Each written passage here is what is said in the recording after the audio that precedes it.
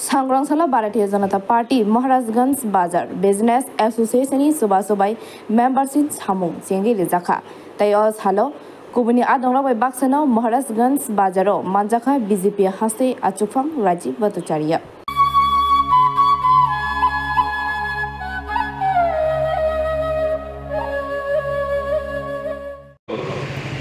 আপনারা ভারতীয় জনতা পার্টির সদস্যতা অভিযানে আপনারা কেন সদস্যতা অভিযানে অংশগ্রহণ করবেন বা কেন মেম্বারশিপ হবে সেই সম্পর্কে দুটি কথা বলেই আমার বক্তব্য বিরাম করি। বন্ধুগণ, আমরা জানি 2014 সালে আমাদের ভারতবর্ষের প্রধানমন্ত্রী নরেন্দ্র মোদীজি হওয়ার পর আজকে প্রায় 10 বছর অতিক্রান্ত হওয়ার পর আবারও তৃতীয়বারের মতো দেশের প্রধানমন্ত্রী হওয়ার পর প্রায় 100 দিন নরেন্দ্র মোদীজির সরকারের হয়েছে। আমরা কি পেয়েছি, তার জন্য আমরা কেন মেম্বারশিপ করি? কারণ ভারতীয় জনতা পার্টির নেতৃত্বে সরকার এবং তৎসঙ্গে ত্রিপুরা রাজ্যে 2018 থেকে ভারতীয় জনতা পার্টি সরকার, এই ডাবল ইঞ্জিনের সরকার এই রাজ্যের উন্নয়নের জন্য যে কাজগুলি করেছে তার নিরিখে দাঁড়িয়ে আমরা আমাদের মেম্বারশিপ হব, সেই সংকল্প নিয়ে আমাদের কাজ করতে হবে। কারণ 2014 সালে দেশের প্রধানমন্ত্রী নরেন্দ্র মোদীজি হওয়ার পর আমরা ত্রিপুরা রাজ্যে প্রথম যেটা আমরা পেয়েছি সেটা হলো রেল কানেক্টিভিটি। আমরা শুনেছি অনেকে চিৎকার করেন, এর আগে কমিউনিস্টের বন্ধুরা চিৎকার করতেন, বলে 40 বছর ওনারা আন্দোলন করেছেন। তো 40 বছর আন্দোলন করার ফলে কেন্দ্রে তাদের বন্ধু সরকার ছিল, কিন্তু কোনোদিনও সম্ভব হয়নি স্বাধীনতার পর এই ত্রিপুরা রাজ্যে রেলের কানেক্টিভিটি করা। মোদীজি 2014 সালে দেশের প্রধানমন্ত্রী হয়েছেন, আর 2016 সালের মধ্যে আগরতলা নয় সাপ্রুম পর্যন্ত রেলের কানেক্টিভিটি হয়ে গেছে, যেটা কারোর দ্বারা সম্ভব নয়। মাত্র 2 বছরের মধ্যে সেটা করে দেখিয়েছেন আমাদের দেশের প্রধানমন্ত্রী নরেন্দ্র মোদীজি। আমাদের কাছে মাত্র একটা জাতীয় সড়ক ছিল, আসাম আগরতলা জাতীয় সড়ক।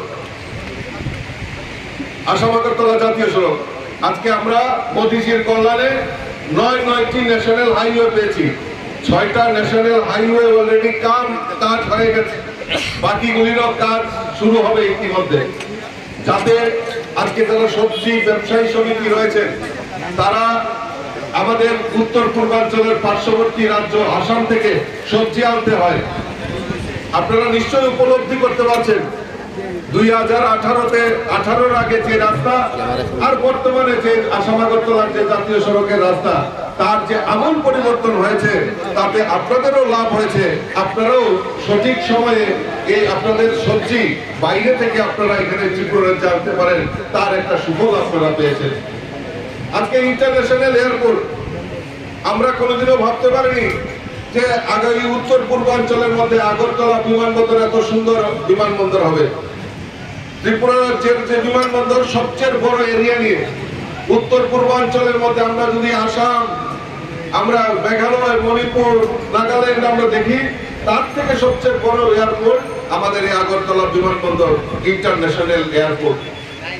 আজকে আমাদের পরিকাঠামো তৈরি হয়ে গেছে, যে কোনো সময় আজকে আমাদের এই ইন্টারন্যাশনাল এয়ারপোর্ট আমাদের তৈরি হবে, আর তাতে আমাদের এই রাজ্যের ব্যবসা বাণিজ্য থেকে শুরু করে অনেক কিছুর আমূল পরিবর্তন হবে।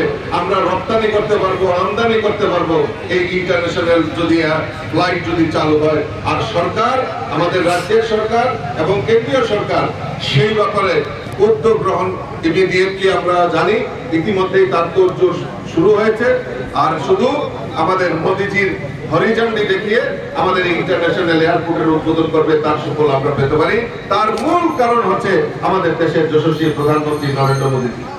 আজকে গতকালকে আমি এই মেম্বারশিপের অভিযান নিয়ে আমি যাচ্ছিলাম, কুমারঘাটে গিয়েছিলাম আগরতলা থেকে, আর ফিরার পথে আমার সঙ্গে একজন রেলের আধিকারিক উনিও বসেছিলেন। উনি বলছিলেন যে শিলচর আগরতলা রোডে বন্দে ভারত এক্সপ্রেস ইতিমধ্যে শুরুয়াতের জন্য তৈরি হয়ে গেছে, আর কিছুদিনের মধ্যে হয়তো আমরা বন্দে ভারত এক্সপ্রেস আমরা পেয়ে যাবো।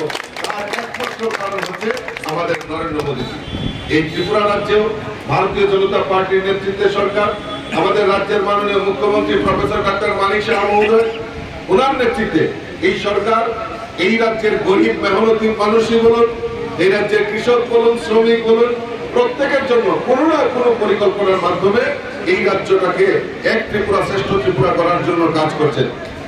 কিছুদিন আগে আপনারা দেখেছেন যে বন্যায়, ভয়াবহ বন্যায়, বিশেষ করে গোমতী, আমাদের সাউথ ত্রিপুরা এবং আগরতলার কিছু অংশ জায়গায় আপনারা দেখেছেন বন্যায় মানুষ ক্ষতিগ্রস্ত হয়েছে।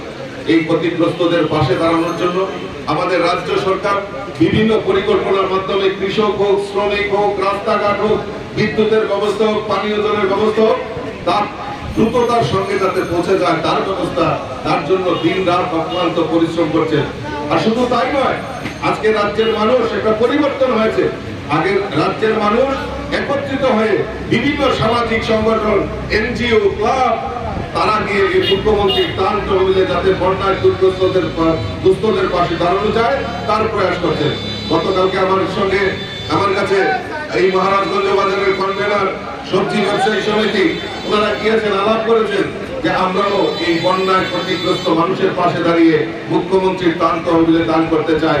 এইটা আমাদের কাছে গর্বের বিষয়, কারণ ধীরে ধীরে আমাদের সমাজ ব্যবস্থা পরিবর্তন হচ্ছে, মানুষের কাছে সঠিকভাবে সঠিক সময়ে সমস্ত সুযোগ সুবিধা পৌঁছে যাচ্ছে, তাই মানুষ একটা স্বস্তির নিঃশ্বাস হয়েছে। আর আমরা